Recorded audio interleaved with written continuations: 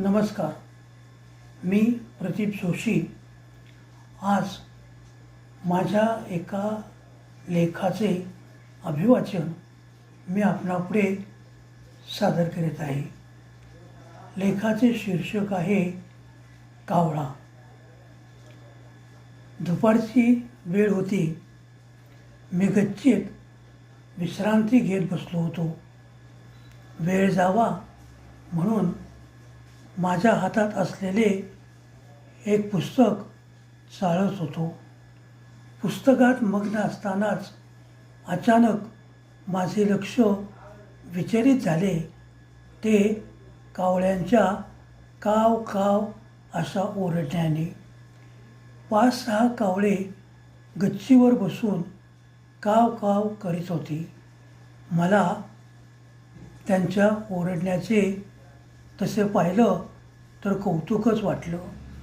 उत्सुकतेपोटी मी त्यांना नीट न्याहाळण्याचा प्रयत्न केला. बघता बघता माझ्या डोळ्यासमोर कावळ्यांचा जीवनपट उभा राहिला. तुझा आवडता पक्षी कोणता, असे माझ्या मित्राने मला एकदा विचारले होते. त्यावेळी माझ्या डोळ्यापुढे मोर, बदक, चिमणी, हंस, कबूतर अशी कितीतरी नावे आली होती. मोर पिसारा फुलवून नृत्य करतो. त्याच्याकडे बघत बसावे असे वाटते. चिमण्यांचा चिवचिवाट, बदकाचे पाण्यातील पोहणे, हंसाची चाल, कबुतराचा संदेश देणे, सारं कसं विलोभनीय होतं. पण आज मात्र प्रथमच मला कावळासुद्धा आवडता असू शकतो याची जाणीव झाली. तसं काक उर्फ एकाक्ष उर्फ कावळ्याच्या अंगी असा काय गुण आहे की तो सर्वांना आवडावा, असा मला प्रश्न पडला. मी विचारात पडलो आणि क्षणात कावळ्याची मी अन्य प्राणी पक्ष्याशी तुलना करू लागलो. मला आजवर असे वाटत होते की कावळा आवडता पक्षी होऊच शकत नाही. त्याच्याकडे पाहिल्यानंतर त्याला जवळ घ्यावे असे कुणालाही वाटणार नाही. त्याच्या रंगाकडे बघून त्याच्याजवळ जावेसे वाटत नाही. पण आज मात्र माझा भ्रमनिरास झाला. कावळ्याचा रंग जरी काळा असला तरी त्याबद्दल त्याला कधीच न्यूनगंड नसतो. मला कावळ्याच्या बाबतीत कमालीची उत्सुकता आहे. एकतर त्याचा रंग पक्का आहे. सुंदर दिसण्याच्या खटपटीत तो कधीसुद्धा पडत नाही. त्याला त्याच्या रंगाचा अभिमान आहे. रंग बदलण्यासाठी तो कोणतीही क्रीम वापरत नाही. हा त्याचा आत्मविश्वास मला खूप आवडतो. लिरिल, हमाम, पिअर्स कोणत्याही साबणाचा कितीही वापर करा, त्याच्या रंगात काहीही फरक पडत नाही. त्याचे आणखीन एक वैशिष्ट्य म्हणजे त्याला एकच डोळा. काक एकाक्ष या नावाने तो परिचित. तो नेमके कोठे पाहतो हे कितीही डोळस माणूस असला तरी त्याला कळत नाही. मुळातच एकाक्ष प्राणी खूप हुशार असतात.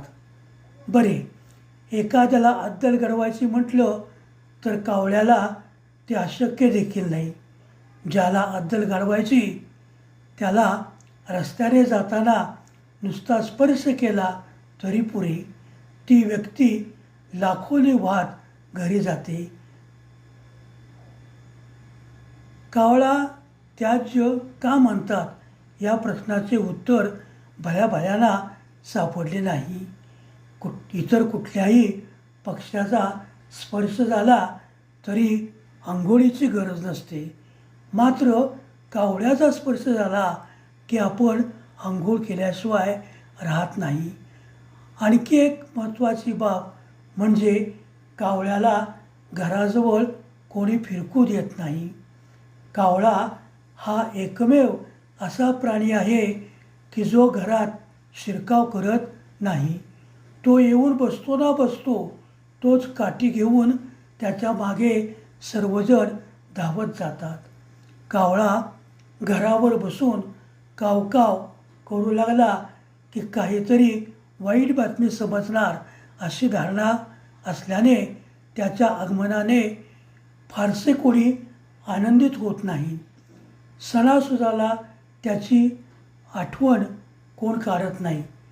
सर्व पितरी, अमावास्या, श्राद्ध, दहावा या दिवशी मात्र कावळ्याची आवर्जून आठवण होते. कावळ्याचे प्रकारसुद्धा अनेक आहेत. गावात फिरणारे, स्मशानात फिरणारे, जंगलात वास्तव्य करणारे अशी त्यांच्यात विविधता आहे. कावळ्याची आणखीन एक गंमत म्हणजे तो कोणाच्याही घरामध्ये शिरत नाही. अगदी गडद काळा रंग असतो त्याला डोमकावळा म्हणतात. त्याची नजर तीक्ष्ण असते, म्हणून तर काही जणांना डोमकावळ्याची उपमा दिली जाते. समाजात असे डोमकावळे आपल्याला भरपूर बघायला मिळतात. गावात फिरणारे कावळे शक्यतो शाकाहारी असतात. घराच्या बाहेर ठेवलेल्या अन्नावर ते आपली उपजीविका करतात.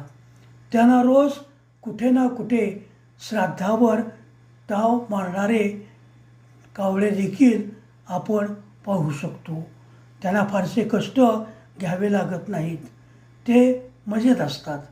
खरा त्रासदायक प्रकार म्हणजे स्मशानातील कावळे. एखाद्याचा मृत्यू झाला की नातेवाईकांना त्याची मनधरणी खूप करावी लागते. पिंडाला कावळा शिवल्याशिवाय मोक्ष लाभत नाही.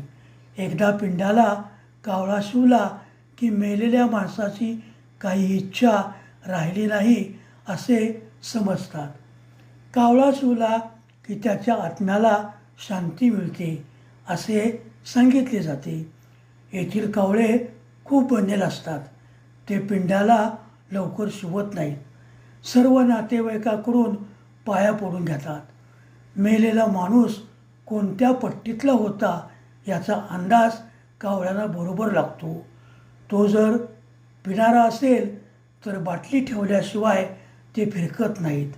एखाद्याला ते चटकन मोकळे करतात तर एखाद्याला 4-4 तास वाट पाहायला लावतात.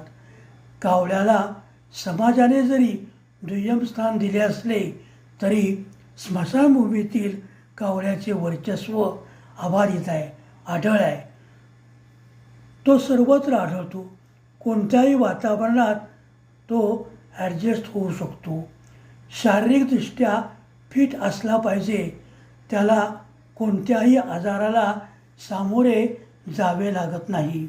बघा ना, कावळा कधी आजारी पडलाय असं तुम्ही ऐकलंय? कधीच नाही. आणखीन एक महत्त्वाचे म्हणजे तो अजातशत्रू असतो. हा अतिशय निर्लज्ज प्राणी आहे. झाडाच्या फांदीवर त्याचे वास्तव्य असते.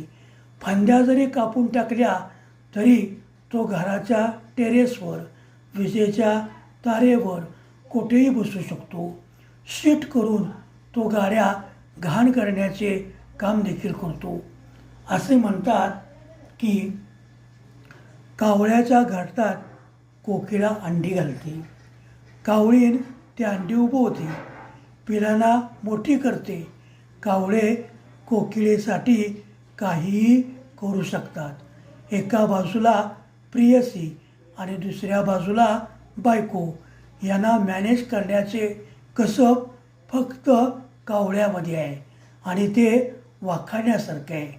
कावळा जरी तुच्छ लेखला जात असला तरी त्याच्याकडून बरेच काही शिकण्यासारखे आहे हे मात्र नक्की. खरं आहे ना? धन्यवाद.